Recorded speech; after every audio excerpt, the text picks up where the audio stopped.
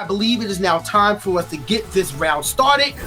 They are casting out, and here we go. The card. Oh, look at the sleeves. Oh, those are gorgeous. Those are some good sleeves. Love those. Let's see how it operates. I'm not sure which player is going first. Again, we do have a mulligan on Lizard side, so we're already down 2 spirits. Yeah. But we get a sneak peek into what's going on. That is there is no way this is a second mulligan. Or maybe just a What a rough way to start round 1. I guess if there's any time to get this sort of bad luck, now is it. But yeah, a first double pancake. mulligan. And I think we are getting started. Jess, starting us off with the classic Elestrals Game 1 opener and an Astrabbit. She's going to be searching the top 3 of her deck and picking one. Just let's talk about the optics of this opening turn for Lizard. You had the mulligan twice, and now you're going second, facing down in the Astrabbit start. If we see 3 back row get set, this is probably the worst opening for any player I've seen in the Elestrals so far. That's a pretty rough way to begin. You are staring down a big booty Astrabbit, and you're right. If there is also back row to contend with, you're already down on spirits. I think that you have an excellent point there. I would not be feeling too good about what I'm going to have to spend to out this board state. Bunny! All right, we got double bunny starting up. So now they're both on even footing in this case, unless Jess has the PTA, but it doesn't look like that's an option for her right now. So now we have the same play from Lizard. It's not impossible to get your spirits back and stay in this game. Like, I have seen people double mulligan twice and still win, anything not counting Frost. So it is possible. We just got to see how the play comes down. I think 0 mistakes can be afforded by Lizard here, but they are going to make the same opening play as Jess. Look at the top 3, choose one, and now we're going to see how the back row fares. But right now they're just building their defenses, and even though the best defense is good offense, it's tough to argue a buddy. It really is. If I see that in my hand turn 1, I'm putting it down. There's very little that feels better than a rabbit opening hand. Yeah, you know what? I barely ever see it. Like, I'm the same thing as Joey Pokegame as well. I never see bunny in my opening hand. I'll have 3 in my deck and I still just won't see it. My God, okay. I don't need you. You're supplementary anyway. Okay, so now we are sort of reverse psychologying the Astrabbit so that maybe next time you play, you will in fact see it in the opening hand. That is the exact play. Yes, I'm glad you understand my luck. Yep. Okay, so we see 2 set over from Lizard and going over to Jess with a Frostbite? Oh my goodness. Frostbite, if I recall correctly, lowers defensive stats? Yes, you can target and give an Elestral -5 defense. Which... Why is that the perfect card against the strat? And it worked! Wow.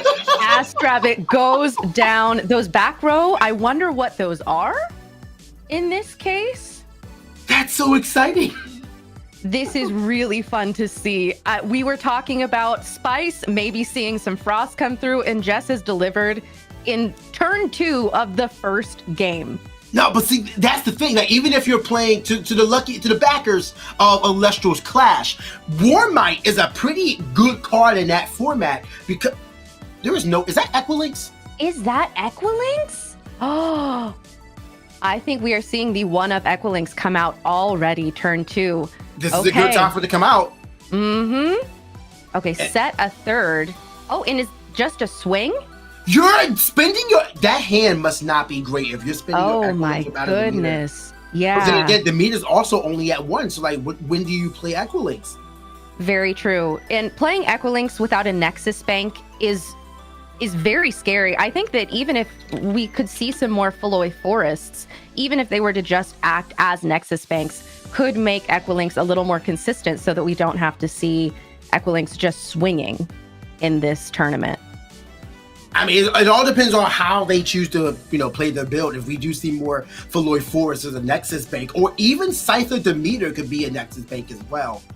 Absolutely. And speaking of those divines, we see an Elechick, the 1-of Elechick, going down on SunseedJess's side. Are we going to see a Keone Wait. There was something activated by Lizard. Is that a gaze? That is a gaze. A gaze. Okay. Saying absolutely not, which now that Elechick is down to 1, that is pretty devastating. Yeah, to get the Gorgon's gaze. That means you are not searching your divine of choice at all. That is a major play. And you see, Justice has to pass her turn on that.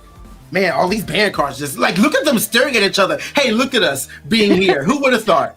Oh, speaking of a card that I thought might see a resurgence because of the ban list, we see Rummagem coming out. I love Rummagem. I think he is so cute. And grabbing... Oh! That is a Cyanectar! Cyanectar? That is a Cyanectar! Gosh. Cyanectar got a really new reverse hollow art in this month's Shattered Stars as well. Sagittarius, I got my play set and I'm ready to utilize mine in my deck. But, you know, so if you guys want to get Shattered Stars, you can still pick it up this month right now. But absolutely. A beautiful card, great card to play. It is immune to counter wounds when it ascends. Well, Waspivy is immune to counter wounds when it ascends from Cyanectar. So just that search alone pretty much lets Jess know what she's dealing with. So now we're going to see how she adjusts her game plan going into this next turn. Absolutely. And this makes it pretty scary for Jess to play. Oh, wait a minute. I want to point this out. The Rummagem was left in defense. It's not doing anything else after it cast out. A missed opportunity is nexusing off of the Rummagem to get that back row out of the way. Absolutely. And you were so right there. That Equilinx being able to stay on board, even though it didn't get to Nexus that previous turn, that would have been a great opportunity to be able to take advantage of that. But we see an Arcturus come down and gonna swing over both the Equilinx and over that Rummagem, completely clearing Lizard's Elestrals. So let's talk about Arcturus, because I don't know how many people know this effect. You can expend Frost in order to give Arcturus +3 attack. Now, we already know +3 attack is potent from Demeter and Zeus. So now we just have Zeus at home, essentially. And not to mention, Arcturus can turn other strategies live, like Cryolink. Absolutely. And here comes that Cyanectar that we talked about. And notice that we don't see a Poison Tipped Arrow activation from SunseedJess as well. She does not want to see a possible ascension into Waspivy. But if there is a Poison Tunic in hand, putting that on the Arcturus can neutralize that threat and also allow the Cyanectar to ascend into Waspivy from deck or hand. Absolutely. It can be activated on either side. Either, like you said, Poison Tunic, Poison Tipped Arrow, or Poison Nog as well. All of the poison. Oh yeah, poison. Yeah, you're right. I forgot about the card, but yeah, the card does operate as well. And wait, was that just a pass? I think so. We couldn't swing over the Elechick, and we see an ascension into, oh my gosh. Can you tell what that is? I think that's Moralith. I think you're right. It is Moralith. We have a mill, Poison Tip Arrow, Lichen, Morphos Lichen form. We have a lot of plays being here. And now we have the Ascension. The Gorgon's Gaze stopping the Ascension. Lizard making a huge play and losing the gamble entirely. Oh my gosh.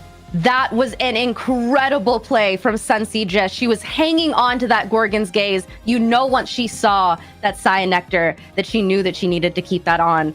And that was an incredible play from Jess. And that calls back to what I said 2 turns prior. If the Elechick would have Nexus off of the Rummagem and popped the back row, that would not have been an option. It would not have happened. Or worst case scenario, it would have just been a pop. A Gorgon's Gaze onto the Equilinx, but it would not have been on your Cyanectar. Yes, absolutely. And we're going to see... Okay, interesting. So the Morlith has been shielded, but was that also PTA'd? No, the PTA was sitting there from the side. Wait, yes, it was actually. Yeah, okay. So Lizard just did not want to have to take the spirits and damage, but I don't know, cost-wise... if Argo! Is that an Argo? That's Argo! Oh my goodness. And we are going to go into our deck here and look for an artifact. Still insane. That might be a dream. Oh, and there's Poison Tunic that you mentioned earlier. So we are seeing another attempt at getting this Waspivy out and special ascended. It won't. If I recall correctly, we're still in Justice battle phase. So we're still going to, it still is not able to ascend or activate its effect at all. So this might just be a tunic onto whatever was attacking. I think it was the Elegic. It was the Elegic is going to crash into the side nectar. I forget if Poison Tunic is -2 attack. Okay, it is, yeah. So it's -2 attack, and now we're going to take 1. But that is such a, that was such an expensive turn. Yeah. Lizard about to be down to 1 with the Astrabbit swing here. There is not much other than an Ambrosia, maybe, that can be done here. Starting off with those 2 mulligans really put Lizard on the back foot for this game.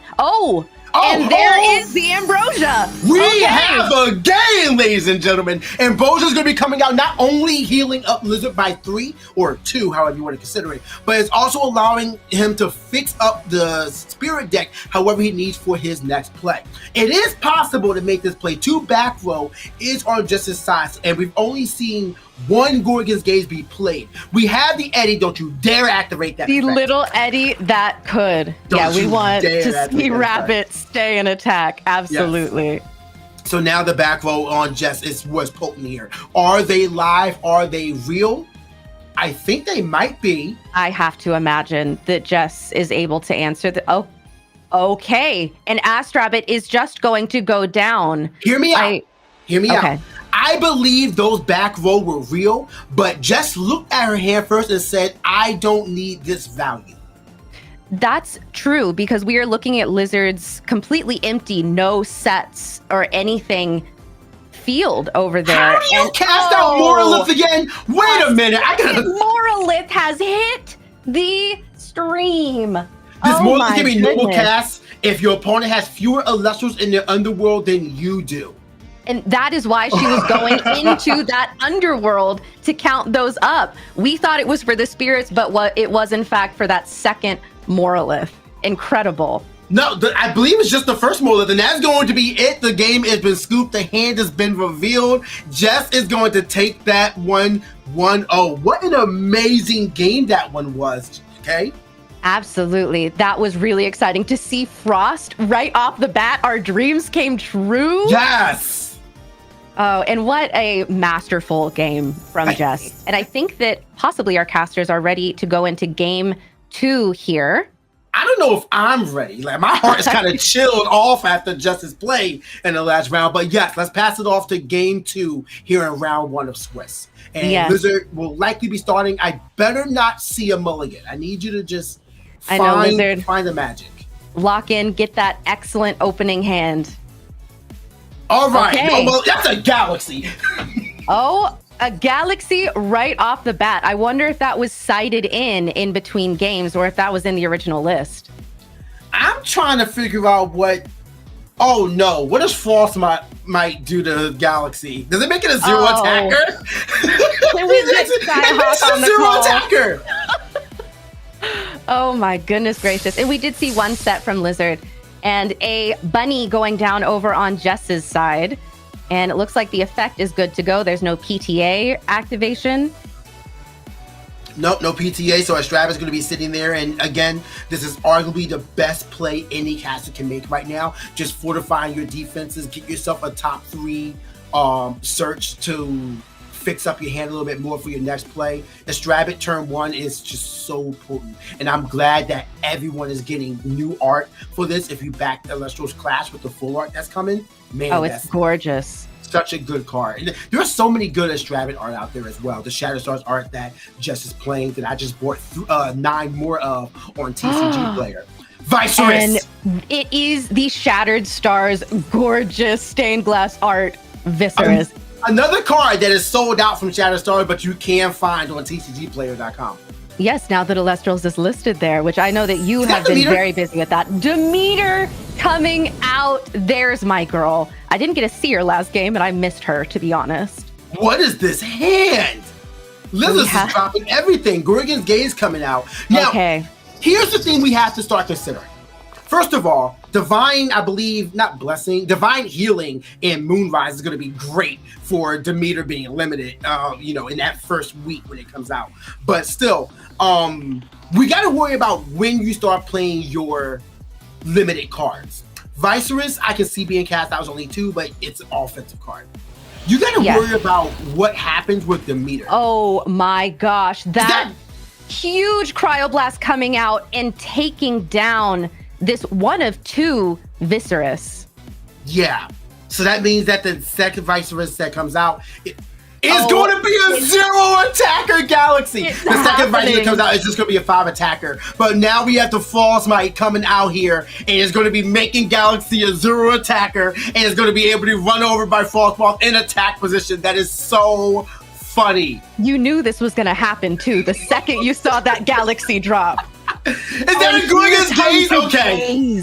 Okay. Wow. I respect it, honestly. Because now your Galaxy will be able to run off the Frostmite on the next turn. You get a second cast. You can get Celestial advantage. I respect this play right here. But man, that is so funny that it almost happened. And it looks like there are 0 set over on Jess's side. So Lizard has to be feeling pretty good about swinging into no back row right now. Oh, yeah. This is Lizard's turn. You can do whatever you want and operate how you feel best. Especially with that Demeter. You can even swing over the rabbit, no problem. Is that Rummagem? It looks like a Rummagem coming out. Wonder what we are going to go in and search. Oh, if it's not Equilinx, like you have a no back row field right here. It has to be Equilinx. Just to let your opponent know, this is coming. Be wary of your back row. Absolutely.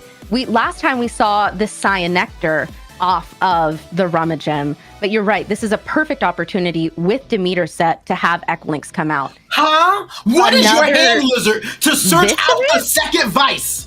Okay. Very interesting. And now that it's limited to 2, it doesn't have any other buddies that it can call on. So that is going to be at and stay at the 5 attack. I'm willing to believe that Lizard sided out of the Cyanectar because either Cyanectar or Equilinx would have been the best play for right now. Searching out the Equilinx in hand means that his hand might be stacked. That's very true. And maybe he already has the Equilinx in hand. That is certainly a possibility. If you got the Equilinx and the Demeter in your hand with the Galaxy, that's a custom hand. Yeah, and there goes the Frostmite. Yep. And Astrabbit's still hanging around. One thing Bunny likes to do is hang out. And we see Jess checking the underworld, possibly counting those spirits, possibly counting. Okay, and here comes the Morfrost, the Stellar, which is in fact going to expend and discard so that we can search for 2 other Morfrost. All right, so now we got this. Oh, this is probably the hyper offense strategy that Justin employing. Because we haven't seen any sort of Cryoling or Cryovern right now. So she could just be operating to go with Morfrost Abominable, which can't, I believe, well, actually, it can go as high as the names you have in your underworld. So this could be Justin's strategy of choice. Is that Morlith? Morlith just came out, absolutely. And we see Jess mill, and I did, in fact, see the resting on your laurels. It's right on top of you. Ambrosia. That feels bad. I mean, it's the risk you take with playing a deck like this, but Jess now has a lot of control here. We can take out the Galaxy. The Rummagem isn't doing anything. The Rummagem can't even take out Morlith after a Demeter boost.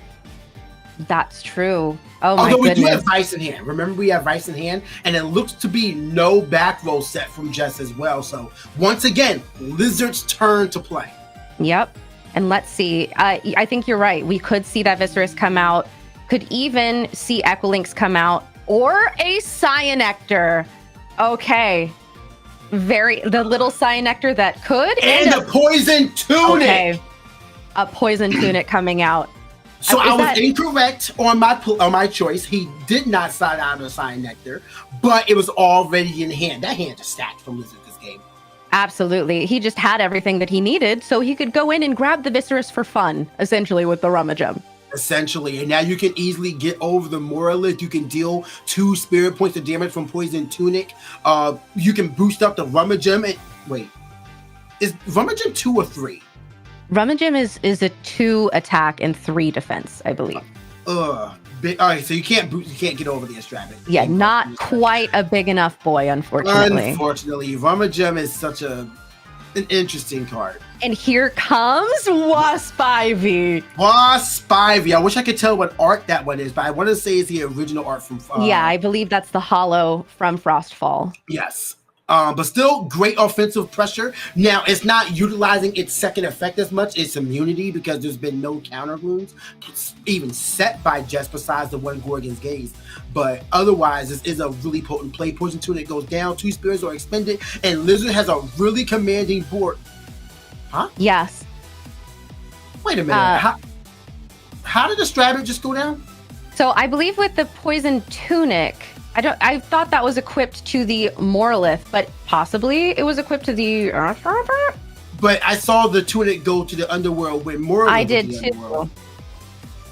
There may be something we're missing here. Yes, they may be cooking things that we cannot even comprehend at this point. I mean, that's a clear board by them. Earthquake coming out. Come on. That is the perfect answer to this Wasp Ivy. It was cool to see it come out for sure. I wish that she could have lived a little bit longer. But what I was just about to say, resting was already spent, so now we do need Earthquake, and Jess is cracked. Yeah, Jess just had the thing that she needed, and that's the champion difference, I guess. That is the champion difference right there. So now we got to see what Jess has, and Rummagem isn't hard to get over. This board is actually really open for Jess to play how they want and get themselves back into this game. Yes. Okay, we see 2 set. Finally, some back row. We haven't seen back row in a hot minute. No. But now it makes me wonder, is Equilings already in Lizard's hand? That is the Viserys. The new Viserys there, so that kind of tells me that Equilings is not around. Yeah, maybe Lizard just couldn't see it, but we could have gotten it with the Rummagem. That's very interesting. But Viserys into 2 back row. I mean, obviously empty board, but 2 back row doesn't feel great, as Viserys is super vulnerable to a shield. Or Tsunami? Poison Tip Arrow. Or that gorgeous, I know that's one of your favorite cards, Poison Tip yet to Arrow. Still no? No. Fingers crossed for later on today. Okay, we need to get Dan to send you one of those loaded boxes that for sure hasn't. Send me a guide box, Dan Creator. Absolutely. And Jess is going to go ahead and pop that Viserys. And Rummagem, the little Rummagem that could, is hanging around.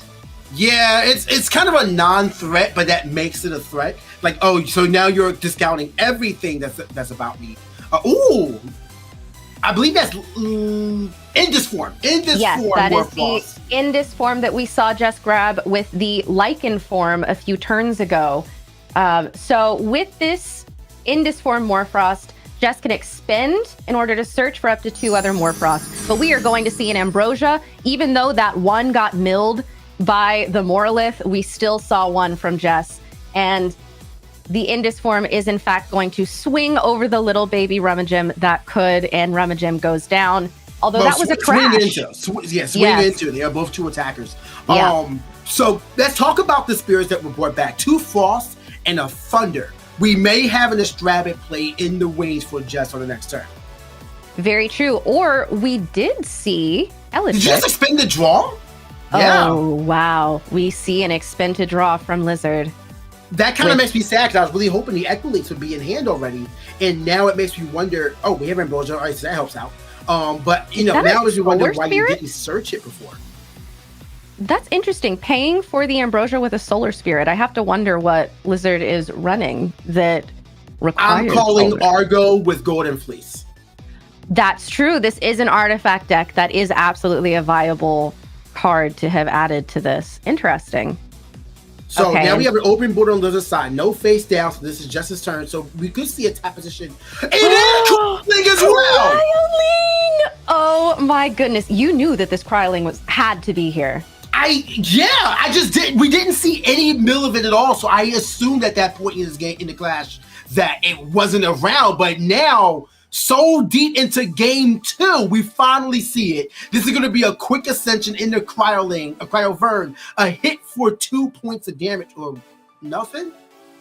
Yes, we don't see the ascension into Cryovern.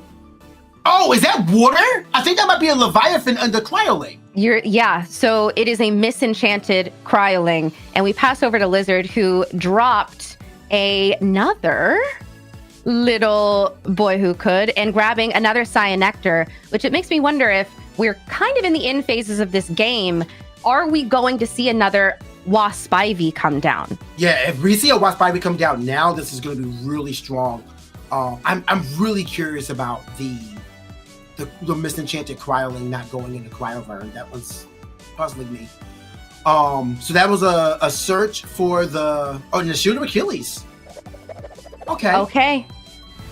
I can see the value there, because now they don't keep they don't keep the Elestral on board, but the Cyanectar is there. If Wasp Ivy is able to come out with the meter still having a spirit under it, it can get over a Cryovern easy. As a matter of fact, I think Cryovern is only a 7 attacker. Yeah, Cryovern is a 7 attacker, and because Cryoling is misenchanted, we don't see the stat boost from all of the spirits in grave, and we see another misenchanted Cryoling coming down and swinging directly into Lizard 4-2. I have to wonder what these misenchanted dragons are doing here. I am completely lost. That is wait a minute. No, that was a tsunami played by Lizard to 2 water enchanted Cryoling. My goodness, Lizard. A huge misplay that you do not want. Oh my goodness. Okay. That is unfortunate, because that shows exactly what Jess was playing into, which was a possible tsunami. She just predicted what that set card could have been and played to her outs, which is incredible to see. So now we have to question 2 things. One, was that entire play just for the tsunami? And B, is Jess out of Frost Spirits? We did just see an Ambrosia recently, so you would think that if she needed those Frost Spirits, that she could have grabbed that. But we see one of those Cryoling go down to the Cyanectar. Lizard with only 1 spirit left, that really does not leave us enough to cast Poison Tunic again. We probably aren't going to see another Wasp Ivy here. So there's a Cryoblast! Oh my goodness, Cryoblast coming out, and there's Arcturus! Arcturus swinging in. I believe this is for game.